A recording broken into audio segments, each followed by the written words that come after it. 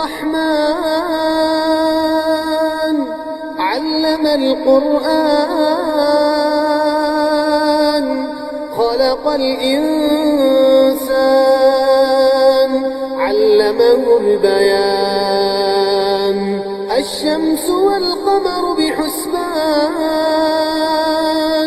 والنجم والشجر يسجدان والسماء رفعها ووضع الميزان ألا تطغوا في الميزان وأقيموا الوزن بالقسط ولا تخسروا الميزان والأرض وضعها للأنام فيها فاكهة والنخل ذات الأكمام والحب ذو العصف والريحان فبأي آلاء ربكما تكذبان خلق الإنسان من صلصال كالفخار وخلق الجن من مارج من نار فبأي آلاء ربكما تكذبان رب المشرقين ورب المغربين فبأي آلاء ربكما تكذبان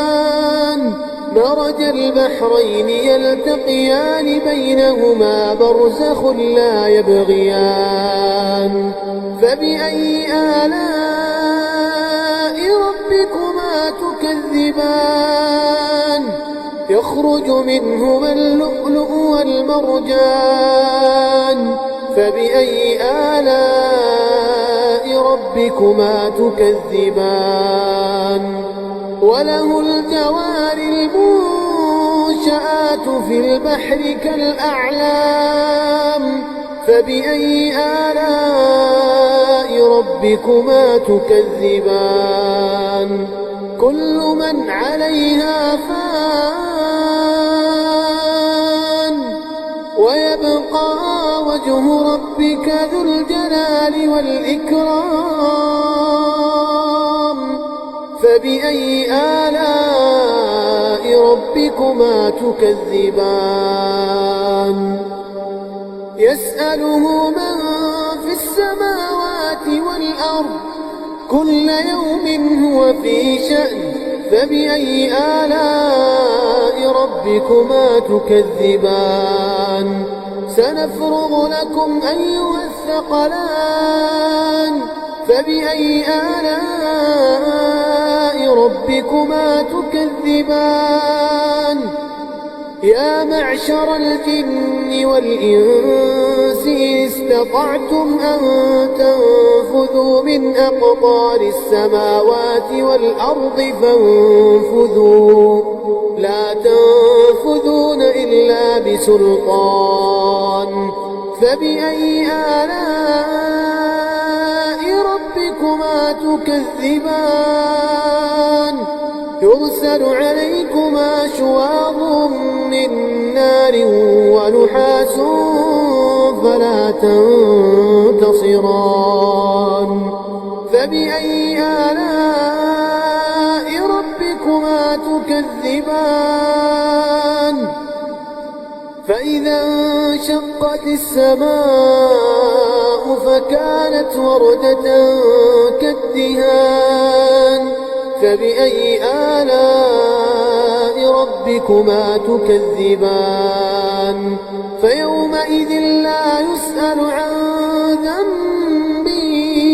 إنس ولا جان فبأي آلاء ربكما تكذبان يعرف المجرمون بسيماهم فيؤخذ بالنواصي والأقدام فبأي آلاء ربكما تكذبان هذه جهنم التي يكذب بها المجرمون يطوفون بينها وبين حميم آن فبأي آلاء ربكما تكذبان ولمن خاف مقام ربه جنتان فبأي آلاء ربكما تكذبان ذواتا أفنان فبأي آلاء ربكما تكذبان فيهما عينان تجريان فبأي آلاء ربكما تكذبان فيهما من كل فاكهة زوجان فبأي آلاء ربكما تكذبان متكئين على فرش بطائنها من استبرق وجنى الجنتين دان فبأي آلاء ربكما تكذبان فيهن قاصرات الطرف لم يطمثهن إنس قبلهم ولا جان فبأي آلاء ربكما تكذبان كأنهن الياقوت والمرجان فبأي آلاء ربكما تكذبان هل جزاء الإحسان إلا الإحسان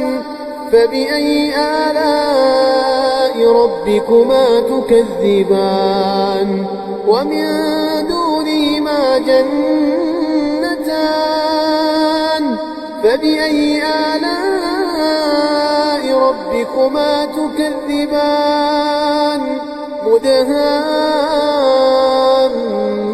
مدهامتان فبأي آلاء ربكما تكذبان فيهما عينان نضاختان فبأي آلاء ربكما تكذبان فيهما فاكهة ونخل ورمان فبأي آلاء ربكما تكذبان فيهن خيرات حسان فبأي آلاء ربكما تكذبان حور مقصورات في الخيام